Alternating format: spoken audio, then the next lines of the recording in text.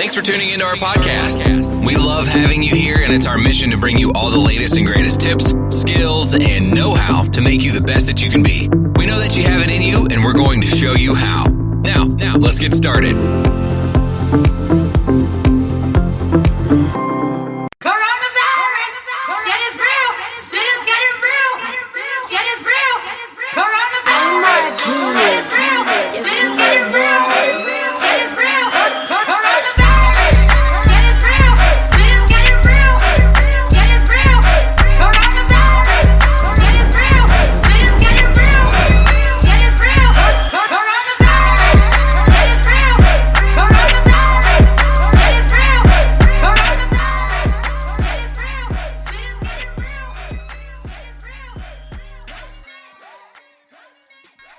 Alrighty then, and welcome to this beautiful edition of Dark Philosophy.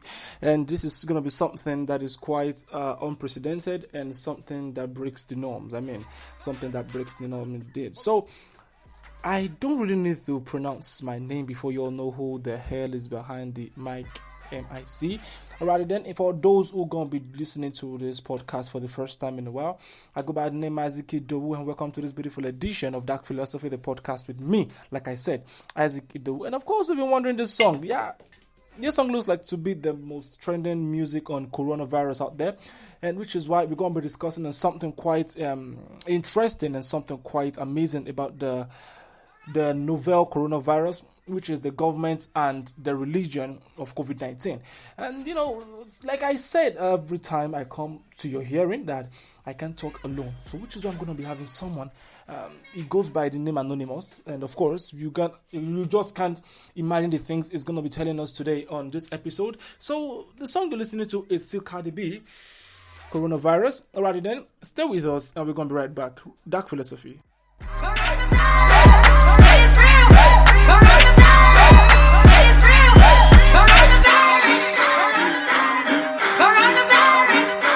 Hold up.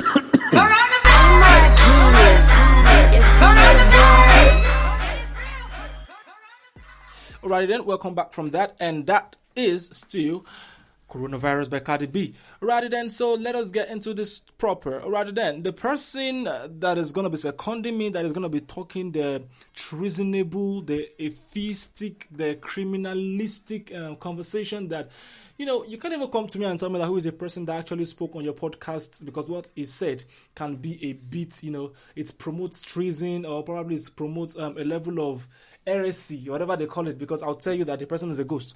Alrighty then, so I want you to introduce yourself and say hello to the people out there. The mic is yours.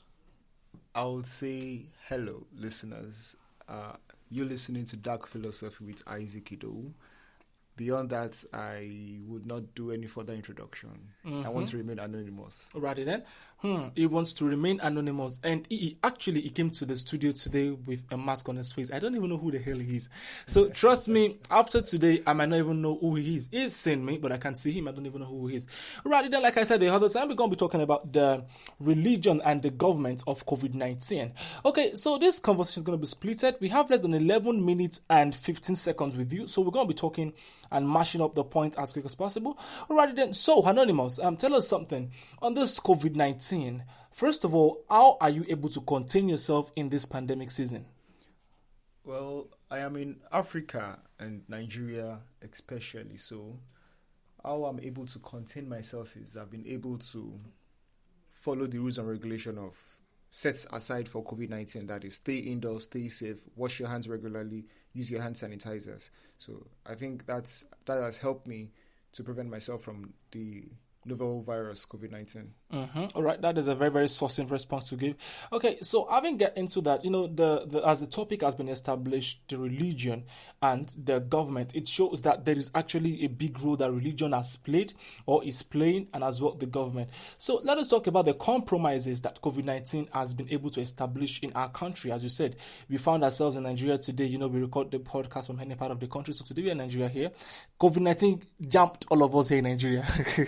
You couldn't fly out. Okay, then say about that. Sorry, guys, I go outside the country, but I'm still in my studio, so I don't really. It goes everywhere, but I don't. So let's just establish that point.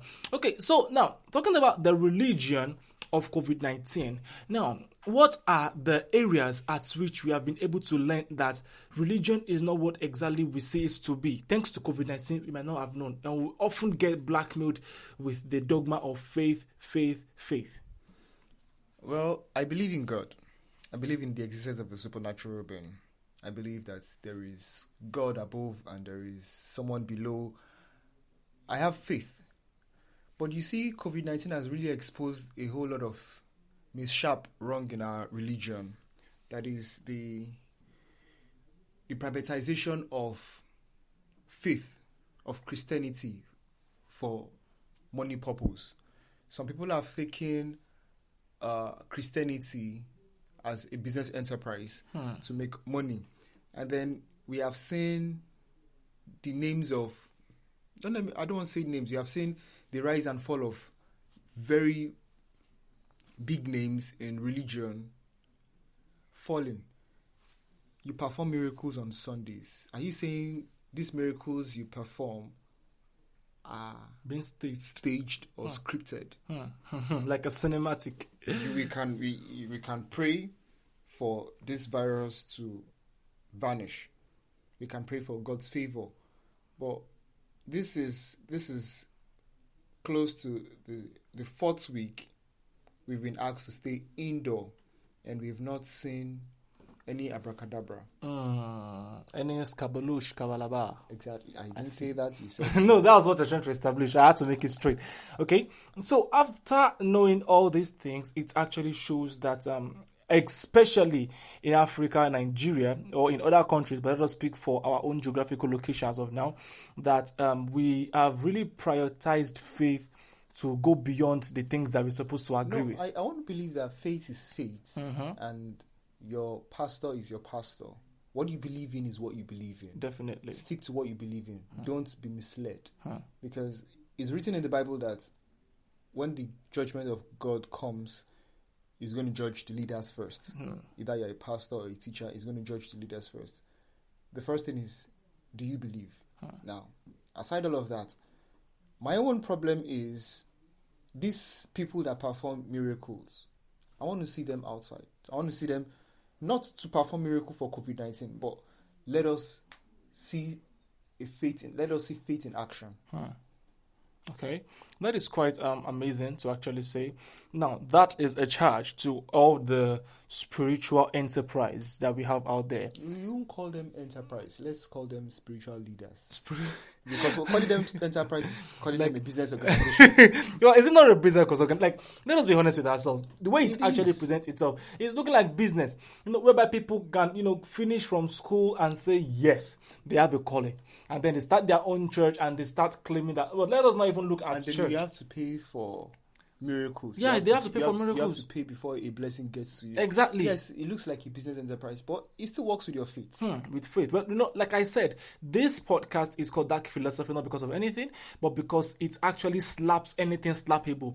This philosophy that is dark, this dark philosophy is not a respecter of anybody, any race, any human or any position. As long as you're in line of impact, you're gonna be slapped big time. Alrighty then, so before we get into the other side of this conversation, we actually did not want to look at some other religions as they are, but we want to look at the loudest one, which is Christianity. We have Islam and other stuff. I wouldn't want us to look into Christianity. Let's just look into religion as a general view. Yes, as a general view. Very Because well then. in Nigeria, we saw a whole lot of Christian religious leader coming out to donate to support the government in the pandemic. And then we see the government in their own very big, kind heart embezzling this money. Oh, well, before we actually get into that, let us slash it into two. We're going to be talking more on the government because we said it's now we are going into the government aspect of it. Yes. So this is going to be Tupac. Hey, this song is gorgeous. This is Tupac Changes. Be with us. This is still Dark Philosophy.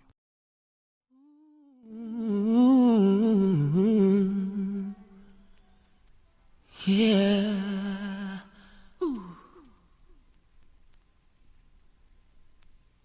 I see no changes. Wake up in the morning and I ask myself, is life worth living? Should I blast myself? I'm tired of being poor and even worse, I'm black. My stomach hurts, so I'm looking for a purse to snatch. Cops give a damn about a Negro. Pull a trigger, kill a nigga, he's a hero. Get a crack to the kids, who the hell cares? One less hungry mouth on the welfare. First ship them dope and let them deal with brothers. Give them guns, step back, watch them kill each other. It's time to fight back, that's what Huey said. 2 shots in the dark, now Huey's dead. I got love for my brothers, but we can never go nowhere unless we share with each other. We gotta start making changes. Learn to see me as a brother instead of 2 distant strangers. And that's how it's supposed to be. How can the devil take my brother if he's close to me? I let it go back to when we played as kids, but things changed. That's the way it is. That's just the way it is. Yeah. Right, then welcome back from that. That is Tupac. And trust me, the bottom line is this, that we have less than 4 minutes and 12 seconds. I hope really we can actually delve into the government aspect. But if we can't, we're going to be mashing up another episode tonight or today, whichever part of the world you are listening to us from, to actually complete it. So if you're enjoying this flow of the podcast on Dark Philosophy, do listen to the next one that follows this right up. All right, then, so to you, Anonymous, the governmental aspect of it. News is going around that there are some states in Nigeria where they're distributing 4 cups of rice for people to eat for the next 14 days. How visible is that? It shows the failure of our government. It shows the failure of democracy. It shows the failure of Nigeria. It shows the failure of the citizens. It shows the failure of everything we stand up to as democracy. I have a friend who is outside the country and we talk very well over video call and over voice call. We talk over Skype. We talk very well. And she told me that she's in New York. She told me, when you need something, all you need to do is go out and tender your identification card. And all you need will be allocated to you. You mean in this lockdown season? Not in Nigeria. In this lockdown season, yeah, okay. In New York. New York, okay. Now, coming to Nigeria, coming to Africa, I'm not doubting the fact that I'm a black man and I'm proud of who I am, but it shows that our leaders have failed. Not only our leaders have failed, it shows that we have failed in appointing the right candidates to represent us. At the end of every 4 years, they come out with 4 cups of rice and 2,000 naira and beg for our vote. And everybody comes out under the sun to go out to under pump their print that, and we vote for them. Now this is a trying time, and they are still giving us that same 4 cup of rice to use to survive for 14 days. For 14 days.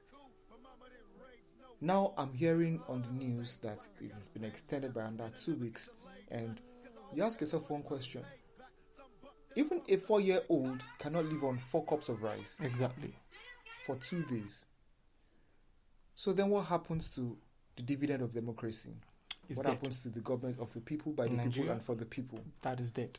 What happens to, I will vote for me, I will do this for you? What happens to propaganda? It all shows that these people are government for few people, by few people, and for few people. Because you wouldn't expect, there's no inflow of income. There is no sustenance of the economy, and then you expect people to stay indoor, all locked in. Now I hear news in Lagos where houses are being raided, shops are being burgled, and our security officers are arresting these people. But then you ask yourself one question: if there was enough, would they go into stealing? Absolutely not. Now people have taken, they've thought it all through, and they figured that, okay, to survive, since the government is not providing for them, they have to provide for themselves. All right, on providing for themselves, we have less than 45 seconds to go. So if you want to finish this podcast with us, just click on the immediate next podcast from this, and you're going to be completing that with us right now. All right, then, we're still on Dark Philosophy. Stay with us. We'll be right back. Thank you for listening to this episode of Dark Philosophy, the podcast. My brother, my sister, papa, mama, and pikin.